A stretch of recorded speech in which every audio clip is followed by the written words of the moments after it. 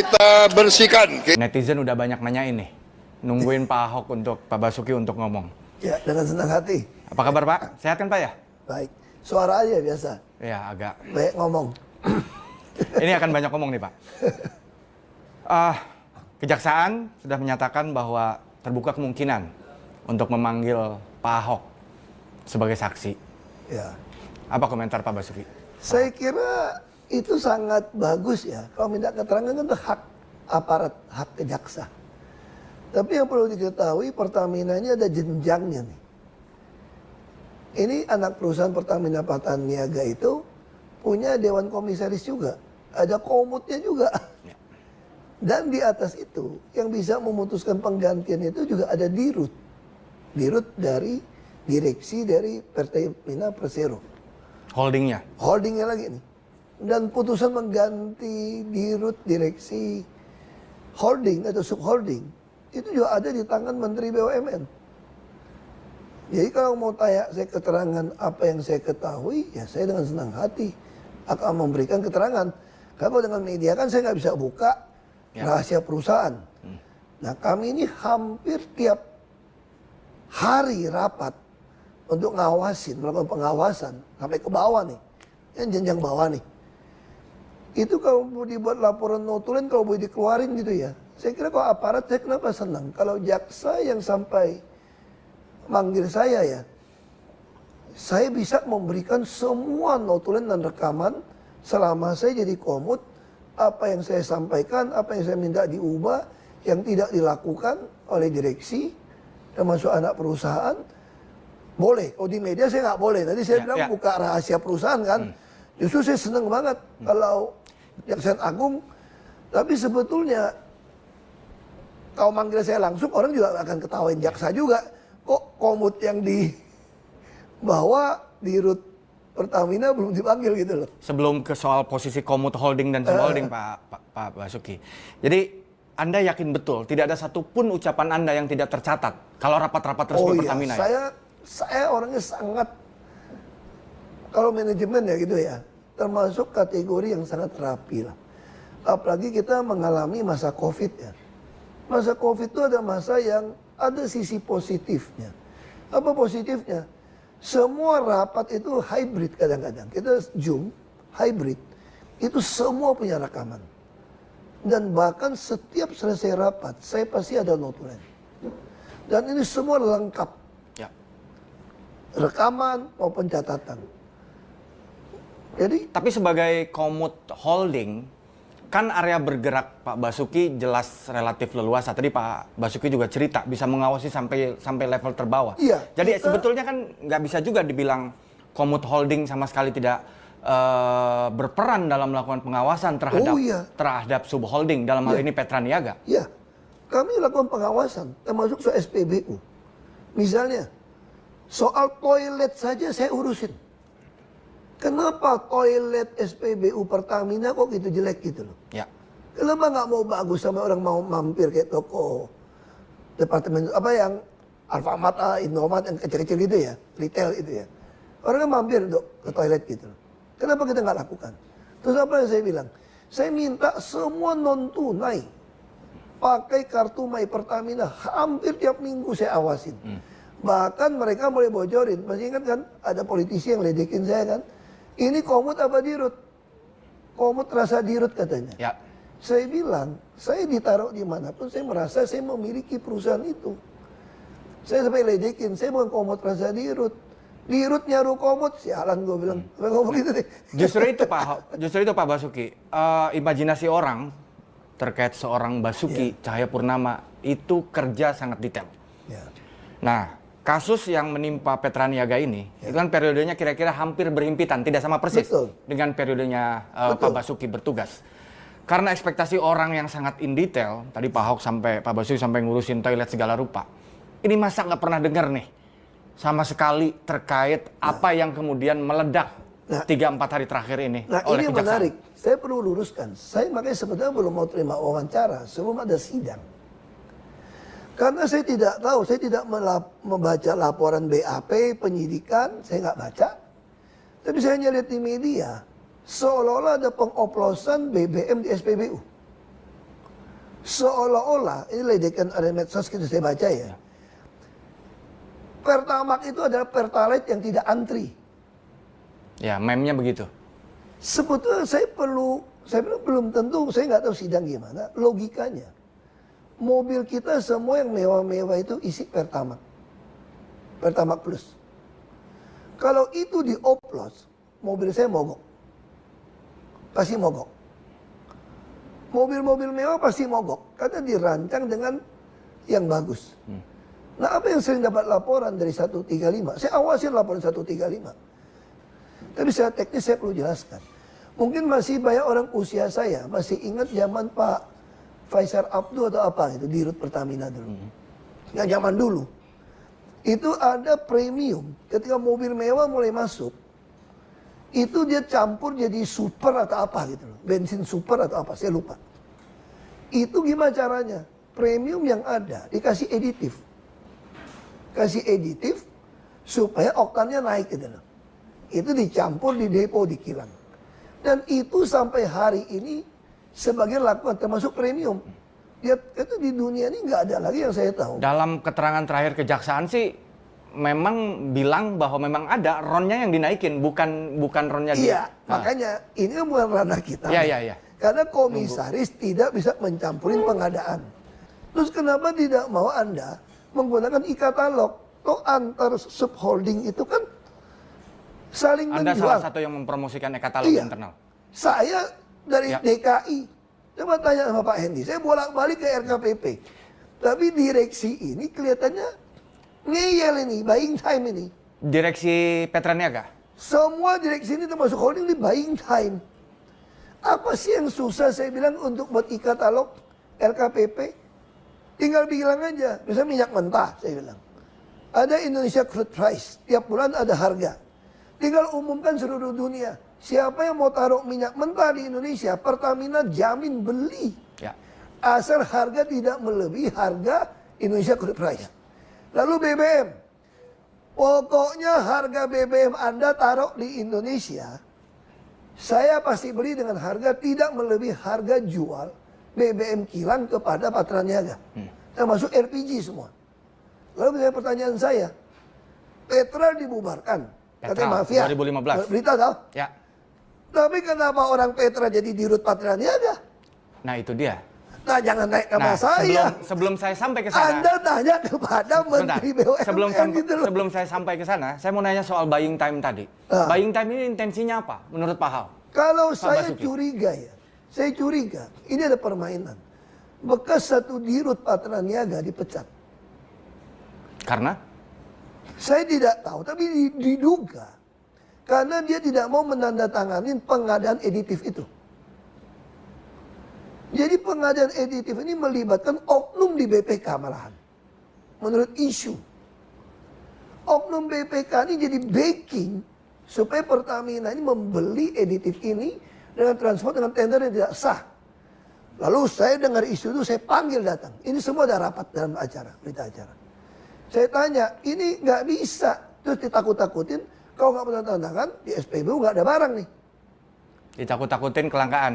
Kelangkaan nih. Padahal saya bilang, mana bisa tender dipisah antara transport dengan editif. Lalu karena transport lebih mahal, dikalahkan. Editif yang lebih murah, kalau nggak salah seperti itu. Lalu saya bilang, dirutnya kalau tanda tangan, kau akan laporin nih. Dirutnya nggak mau tanda tangan Patraniaga. Lu bisa cari namanya siapa. Bekas orang Telkom, saya nggak usah sebut namanya. MK lah, singkatannya lah. Saya gini lah, kalau menurut saya, ini permainan sudah lama yang masing-masing penguasa tidak mau stop. Makanya kenapa orang takut saya jadi dirut, demo-demo. Kalau saya jadi dirut, saya bisa langsung pecat tuh dirut subholding. Karena untuk ke notaris saya yang putuskan. Dan saya tidak pernah takut sama Menteri BUMN manapun. Sama saya benar. Kenapa saya dikurung tidak boleh jadi dirut? Janjikan saya jadi dirut untuk membereskan. Makanya saya hanya bisa melakukan sebatas bisa saya awasin. Nah, dalam konteks pengawasan itu, banyak orang nanya nih, nagih tanggung jawab dan janji Pak Basuki yang ingin membuat Pertamina menjadi perusahaan kelas dunia tuh. Ada Betul. kan itu kan? Betul. Nah, karena bukan dirut, cuma komut dalam tanda petik, cuma ya dalam konteks kewenangannya, tidak bisa operate sampai in detail, eksekusi day to day gitu. Hanya bisa mengawasi. Mari kita fokus ke pengawasan. Apa yang dilakukan oleh Pak Basuki sebagai seorang komut dalam mengawasi Pertamina maupun subholding? Secara pribadi sebagai komut maupun sistemnya seperti apa sih? Sistemnya saya ubah semua digital. Sebelum saya tanda tangan disposisi tidak ada yang digital. Pernah dengar gak kasus dengan Peruri yang 500-an miliar? Anda bisa cari itu. Itu kan buying time contoh dari direksi. Saya suruh panggil Peruri, bikin tanda tangan. Lalu mereka laporkan Peruri minta 500 miliar. Saya kaget, mana mungkin itu mahal. Lalu Dirut Peruri bilang, karena orang Pertamina minta sama kami bangun sistem baru semua. Ya lu numpang dong sama Peruri, gue bilang. Nah itu contoh ngeyel buying time. Lalu Covid datang, waktu itu mereka masih nganggap buat teman presiden. Lebih takut. Tapi ketika saya mulai keras, 7 bulan, 8 bulan presiden tidak terima saya. Tidak terima karena? Saya nggak tahu alasannya. Kesibukan atau saya nggak tahu. Begitu 7-8 bulan tidak terima saya sudah melihat direksi-direksi mulai berani melawan saya. Karena mereka sudah tahu saya nggak bisa gantikan mereka. Nah lalu apa saya lakukan? Tapi walaupun begitu saya kunci di dalam rencana kerja. Misalnya sebelum saya berhenti, saya sudah kunci dalam RKAP untuk 2024. Itu di dalam RUPS, sudah di RUPS baru saya berhenti. Mereka harusnya melakukan penghematan 46% di seluruh procurement pengadaan. Di semua ekosistem Pertamina ya? Dan itu sudah tanda tangan. Anda bisa periksa. Makanya saya senang banget kalau Kejaksaan Agung mau hebohkan kasus ini. Kan ini udah 2025 nih. Kita tinggal lihat aja direksi. Ikutin nggak RKAP, RUPS yang sudah kita tanda tanganin bersama untuk 2024. Kalau penghematan nggak 46%, sudah hitungan. Kita pakai konsultan kok. Berarti maling. Berarti kalau diubah di RUPS RKAP-nya, berarti ada intensi nyolong. Nah itu yang bisa saya lakukan. Sebagai komut. Saya sebagai bilang, komut kenapa saya semua tercatat. Saya sering ngancam mereka secara kasar kok. Kalian yang nganggap saya nggak berdaya hari ini ya. Mungkin ada yang nganggap saya itu macan ompong di Pertamina, karena nggak jadi dirut. Tapi kalian tunggu, waktu akan berputar. Semua catatannya akan saya pegang. Satu hari ganti rezim, kok penjarain kalian semua, saya bilang. Kalian ingat baik-baik kalimat saya direksi. Saya boleh keluar dari sini, tapi catatan yang saya punya, kalau rezim betul-betul mau membereskan negeri ini dari korupsi di migas dan Pertamina, saya berani jamin, saya dengan data ini akan penjarakan kalian semua. Makanya saya harap, ini kasus bukan cuma si Rifa Siahaan Patraniaga kok. Mana mungkin. Saya kira oknum BPK bisa terlibat. Anda yang ngaudit kok. Ya, Rifa sendiri baru masuk Petraniaga 2021. Tapi dia orang veteran, katanya isunya semua. Sebelum lama di Pertamina Shipping Internasional. Ya, tapi intinya gini lah. Intinya kita ngomong lah. Bubarin Petra pun menurut saya itu main-main bohong doang. Kalau begitu. Kalau orang Indonesia sama. Anaknya bisa main. Kalau mau bubarin seluruh sistem mafia migas, ikutin yang saran saya deh. Ikatalog itu LKPP orang kita, bos, pemerintah. Harga ICP ditentukan oleh Menteri SDM. Subholding kilangnya Pertamina, itu kan kurang efisien sebetulnya. Harusnya kilang yang lebih modern, lebih murah. Jadi kalau saya mengatakan harga kilang Pertamina aja patokan ikatalog, karena udah dibeli dari subholding Patraniaga, termasuk LPG, kan barang nggak cukup. Aftur segala macam. Selesai. Apa yang mau mafia? Dan Indonesia siap perang sama siapapun. Karena punya stok minyak bisa setahun. Nah, terkait buying time itu, Pak. Itu maksudnya. Salah satu angle yang dibidik oleh Kejaksaan Agung adalah pengkondisian agar ketergantungan impor kita ini terus tinggi dengan cara menghalangi produksi minyak dalam negeri nggak optimal. Kata Kejaksaan ya, ada rapat tersendiri nih untuk melakukan pengkondisian ini. Nah, ini pengkondisian ini kan luar biasa ya, Pak ya. Maksud saya, ini kan ngomongin pengkondisian yang besar, yang beyond menurut saya urusan subholding gitu. Sebetulnya nggak beyond. Ini bukan beyond. Ini ada tangan yang berkuasa ikut main kalau menurut saya gitu loh. Di Republik ini. Itu yang saya maksud. Beyond kalau urusan saya subholding mau beresin perusahaan. apa yang susah? Saya kasih contoh gini ya. Ini bisa jadi lebar kemana-mana kasusnya kok dibongkar. Saya senang banget ini. Ya. Saya kasih contoh begini. Ya. Saya agak emosi nih soal ini. Saya di sini bukan mau mendefend Pertamina atau siapapun. Saya ingin masyarakat itu mengerti bahwa akar masalah Republik Indonesia adalah korupsi dan kemunafikan. Jadi orang semua saling sandra menyandra, ada dikasih jabatan, wewenang. Nah, saya contoh gini, ini yang paling gampang kok. Kalau kita ngomong bicara soal impor tadi ya. Anda perhatikan nggak, waktu pertama kali saya baru masuk Pertamina, kilang terbakar. Kamu kira kilang yang dibakar? Nggak berani oknum bakar kilang, karena rezeki dia di situ. Tahu yang dibakar apa? Tangki paling luar. Kemana beritanya? Ada oknum politisi yang nyolong minyak kapal terlibat di Tuban. Masih ingat nggak itu? Kenapa ada mau diam hari ini? Saya mau tanya. Mana aparat pekerjanya? Yang dibakar apa? Tangki paling luar. Ini orang kurang ajar banget nih. Saya sengaja datang. Saya mau cek waktu itu. Ke Indramayu ya. Balongan. Saya mau cek. Ada laporan minyak dicolong. Karena ada laporan dari beberapa konsumen. Minyak solar beli dari Pertamina. Kenapa orang nggak mau beli dari Pertamina? Itu kecampur sama air laut. Logika tuh gini. Ini tangki paling luar untuk kirim ke kapal. Itu pakai pipa tau nggak? Itu disinyalir ketangkap kok. Ada beritanya kok. Dicolong. Nah kalau colong kosongnya gimana? Diisi air laut. Pas kapal yang benar isi. Ke konsumen ke bawah air laut. Nah saya mau periksa. Karena saya pernah baca kan sekarang gampang toh. Ada baca di Google juga tahu. Ya. Di Nigeria pernah kejadian juga. Anak buah minyak colong minyak waktu mau diaudit dibakar tangkinya. Jadi saya mau lihat nih, tangkinya stoknya ada berapa. Terus kalau mau bakar tangki itu nggak susah loh. Kalau mau bakar sesuatu itu nggak butuh apa? Butuh api, butuh oksigen, butuh uap minyak loh. Kalau Anda ngisi bensin di SPBU, kenapa dia bilang nggak boleh ngerokok? Karena ada uap. Oksigen sudah ada. Kalau Anda pakai HP saja, ada penyebar listrik, meledak. Nah sekarang apa yang terjadi? Waktu saya sampai, malam pagi. Kebakaran. Tangki. Minta saya nggak boleh datang. Tangki terluar ini? Ya, saya datang. Buat saya itu disinyalir, buat saya itu mau menghilangkan Bukti ini. Jejak. Lalu apa terjadi? Sampai kepolisian, kita lihat itu, disambar petir katanya.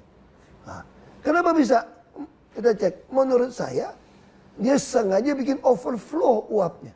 Tadi Pak Ahok bilang soal pengkondisian itu ini bukan urusan Saya dengar ini isu ada kotor tangan-tangan ini. kekuasaan yang Waktu terlibat. kita cerita orang dalam gitu ya. Waktu Bapak jadi komut, udah mendengar cerita-cerita Ya ini? kan kita nggak tahu. Makanya saya kenapa begitu ngotot ke LKPP. Saya dengar isunya, kita butuh 800.000 lah, kira-kira BBM dan minyak mentah impor. Isunya itu bisa bagi-bagi sampai $2-4 per barrel. Per barrel. Nah kalau yang paling berkuasa dapat $2 per barrel, itu 1,6 juta. Makanya saya bilang, pemerintah saat ini, kalau tidak mau memperlakukan e-katalog di LKPP pengadaan bahan migas, saya berani jamin cuma mau ganti pemain. Ada yang mau makan itu uang. Oke. Saya mau tegaskan seperti itu aja. Jadi salah satu angle Kejaksaan Agung juga dia bilang bahwa salah satu alasan untuk impor ini nih Petraniaga dan beberapa importer ini bilang bahwa minyak produksi kilang dalam negeri tidak efisien, tidak ekonomis, tidak memenuhi standar kualitas atau spek yang diinginkan. Ini kan memproblematisir kualitas pekerjaan Pertamina karena itu kan barang Pertamina. Apa pendapat Pak Ahok? Enggak, saya mesti ngomong jujur ya. Banyak sekali pembangunan kilang itu salah. Termasuk kilang Balikpapan, kalau diperiksa banyak masuk penjara. Itu sampai ngaco. Makanya saya bilang, banyak dosa-dosa lama yang mesti dibereskan. Dan saya di dalam. Apa kerja saya? Saya jaga ketat pengeluaran uang. Saya melakukan cost optimalisasi. Potong biaya yang nggak perlu, menambah penambahan biaya dari penjualan produk-produk kilang dianggap sampah, lalu cost avoidance dari kebakaran meledak. Hasilnya apa? Waktu saya tinggalkan Pertamina, kita mencapai $4,77 miliar keuntungan. Itu kalau mau dijalankan lagi procurement 46%, saya jamin bisa dapat $6 miliar kita. Tapi saya ada beda pendapat politik itu. Ya, ya, ya. Saya keluar. Saya bukan orang yang mau numpang hidup, nikmatin gaji besar, dan hasilnya jelas kok. Anda menanyakan apa fungsi saya. Ya. Saya sudah lakukan. Sebagai komut. Sepanjang sejarah Pertamina, dibandingkan dulu masih ekspor minyak $100 per barrel, tidak pernah capai keuntungan, pernah saya capai. Oke. 2, sekian miliar dolar udah melampaui keuntungan mereka dulu. Berarti borosnya minta ampun kan. Ya. Nah sekarang saya tanya, orang mau nuntut saya, apa yang lo lakukan? Saya udah lakukan terbaik untuk Pertamina. Kenapa nggak bisa sikat semua? Lo kasih gua dirut dong kayak gua jadi gubernur. Gua pecat-pecatin tiap minggu. Kasih Anda kekuasaan ya, Pak? Iya, lu nggak nurut gua pecatin lo. Nah, ini pertanyaan agak detail sedikit sih, Pak. Ini terkait mekanisme pengawasan di era Bapak atau mekanisme yang memang formalnya. Ini klaim temuan-temuan kejaksaan kan ada pengkondisian, ada penolakan terhadap kualitas minyak produksi dalam negeri. Tidak efisien, tidak ekonomis, tidak sesuai spesifikasi yang diinginkan. Ini QC-nya gimana? Kenapa klaim-klaim dari anak perusahaan ini kayak iya-iyain aja sampai itu akhirnya? saya bilang, ini saya senang banget Kejaksaan Agung menangkap ini gitu loh. Sehingga semua jaringan bisa kebuka. Ini kalau nggak kerja sama nutupin nggak bisa. Oh, jadi kira-kira termasuk oknum BPK. ya. Kalau nggak mana bisa ini diaudit diperiksa kok. Jadi klaim-klaim ini kalau diperiksanya dengan benar itu bakal dengan mudah dibantah gitu kira-kira Pak Ahok. Bukan dibantah, bisa masuk penjara lebih banyak. Oke. Kalau saya jadi Jaksa Agung, sorry Pak Jaksa Agung ya. Mohon maaf ini. Saya akan telusuri uang dari si pengada supplier itu kemana. Duitnya kemana? Kalau Anda tarik cash saja saya tangkap. Dulu di Jakarta, saya kerjasama dengan PPATK ya. Nah, Aliran transaksi keuangan. Kenapa saya bisa tahu ada permainan? Saya cek duit orang yang supply ke kita, dia tarik cash. Kalau kamu jadi pengusaha ngapain lu tarik cash sampai ratusan puluhan miliar? Masih buat bagi-bagi dong. Ya. Kenapa nggak transfer uang itu banyak? Lalu saya cek rekening lurah, camat yang urusan sama itu. Masa tiba-tiba punya puluhan miliar? Saya bisa periksa. Nah sekarang saya bukan Jaksa Agung. Periksa dong semua dana yang keluar dari bank, kan semua bank kan jelas. Jadi maksud Pak Ahok Nah, itu adalah maksud saya gitu. jadi maksud Pak Ahok adalah bahwa Pak Ahok juga mendengar ada klaim-klaim bahwa ini tidak efisien, tidak ekonomis, tidak sesuai spek sehingga impor. Makanya gitu. saya lakukan cost optimalisasi. Lalu mereka buying time-nya apa ngeyelnya? Dia nggak lakukan di Tuban, dia lakukan di Pulau Nipa. Saya maki-maki tuh. Jadi mereka geser. Iya. Ke Nipa ngapain? Dekat Singapura bersaing. Lu bullshit lu, gue bilang. Lu taruh di Tuban, di tengahnya Indonesia. Dekat IKN. Pak, sorry Pak. Lu tanya lah, lu bisa tanya. Si Riva tuh pernah gue maki. Kalau gue di Hirut, udah pecat lu, gue bilang. Selain cost Pernah gue gitu, gue pecat lu, gue bilang. Selain cost optimization, apalagi Pak yang pernah Bapak lakukan? Karena mendengar bahwa ada pengkondisian supaya impor, ada klaim-klaim bahwa minyak dalam negeri nggak sesuai spek, jadi kita harus impor. Selain cost optimization, apalagi yang Bapak lakukan? Saya bawa seluruh tim procurement dengan konsultan membuat digitalisasi seluruh procurement, termasuk kerjasama LKPP, direksi ngeyel plan, untuk membuat di LKPP udah kasih dulu di LKPP itu ya, ada satu halaman khusus DKI teman. Ya. DKI itu khusus. Nah LKPP udah sepakat sama saya untuk membuat satu laman khusus Pertamina. Tapi yang bisa masuk ini semua kan mesti orang Pertamina. Kagak dikerjain. Datang lagi, panggil lagi, ngeyel lagi, panggil lagi, ngeyel lagi. Itu yang terjadi. Jadi Pak Ahok udah tahu itu dan udah memanggil. Tapi saya tidak tahu mereka markup atau enggak. Saya cuma menduga. Mereka tidak menjalankan perintah Pak Ahok Ya, saya sebagai cuma komod. menduga. Ini barang dipakai terus. Kenapa mesti tender tiap 3 bulan? Ya. Ini barang jelas kok. Kita ada LKPP kok. Kenapa mesti gitu pusing? Lalu saya sudah sampaikan juga. Angkutan semua mesti kita. Harga mesti fair. Yang pakai alfa, beta, hitungannya nggak masuk akal. Jadi selain cost optimization, Bapak panggil bulak-balik, Bapak maki-maki, nggak kepikiran Bapak laporin ke BPK atau ke KPK? Aduh. Kan komod Sebagai sebagai... LNG kan gue yang lapor. Kalau soal pengadaan gue nggak bisa lapor dong. Kenapa nggak bisa Pak yang Saya pengadaan? kasih tahu gini, kalau Anda punya pembantu di rumah, Anda jamin nggak pembantu Anda tidak mencuri? Mungkin ada yang bisa menjamin, mungkin tidak. Oh, nggak bisa. Kita punya pembantu, kontraktor saya dan nipu saya kok. Tapi apa yang dilakukan ketika terjadi penipuan? Gue pecat. Selesai lah. Masalahnya Bapak nggak bisa mecat. Masalahnya kenapa? Mereka kenapa ngeyel kayak gitu? Saya udah teriak berapa kali gue pecat lu, termasuk My Pertamina. Termasuk Rifa Siahaan, pernah Bapak maki-maki? Aduh, lu baik cari rekaman, lu maki-maki hampir tiap minggu. Bisa Termasuk disebutkan nggak Pak? SPBU. Salah satu ya, case yang dimaki-maki nih, Rifa Ya, ini. saya kasih contoh ya. Saya minta tunai dihilangkan dari seluruh SPBU.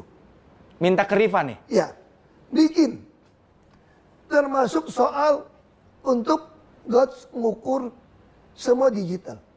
Tapi yang mereka bikin itu tuh nggak? GOTS sama Telkom ngukur tangkinya.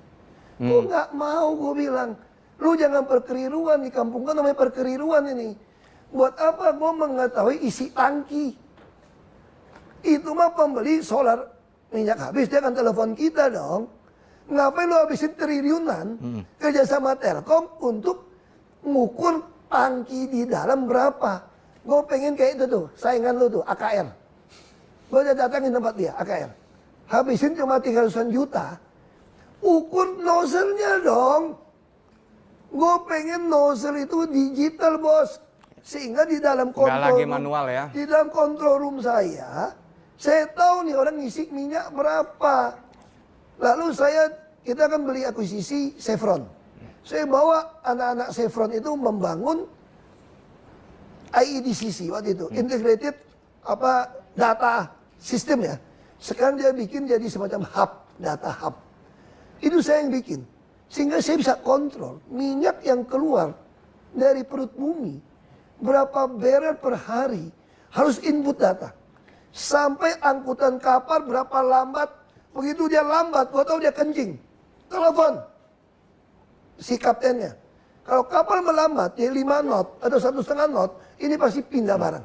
Jadi kalau dengar cerita Pak Ahok nggak kaget kalau Rifa kena kasus kayak gini? Ya. Karena kalau cerita Pak Basuki tadi udah sering dimaki-maki nih. Ya tapi saya nggak pernah berpikir kena kasus itu soal maaf nggak maaf karena bukan ranah saya. Oke. Tapi kalau kita marah mereka tidak kerjakan, itu saya udah marah berkali-kali. Termasuk soal digital lambat. Pengadaan apa yang lebih gila lagi? Ada barang pengadaan di kilang berbeda, dengan nama berbeda, dengan PT berbeda. Itu bisa masuk. Itu saya temukan. Dapat laporan, lalu saya bikin. Kenapa bikin digitalisasi pengadaan? Misalnya PT Basuki Purnama untuk supply masuk ke Pertamina. 1 nomor. Ada ketemu PT Basuki Titik Purnama, 2 PT. Sama. Di pengadaan 1 ruko, kenapa barang kita bisa unplanned shutdown? Gara-gara banyak supplier kontraktor tidak kompeten. Sudah melampaui kemampuannya.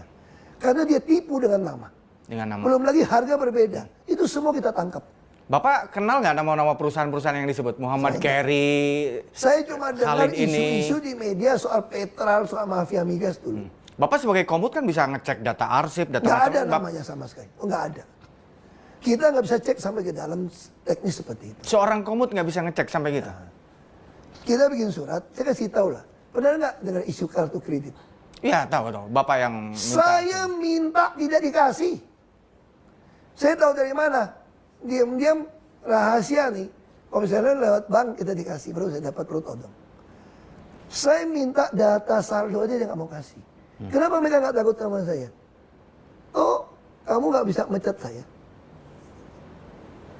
Tapi kenapa mereka takut? Kau nyolong ketahuan saya. Saya bisa lapor KPK. Ya.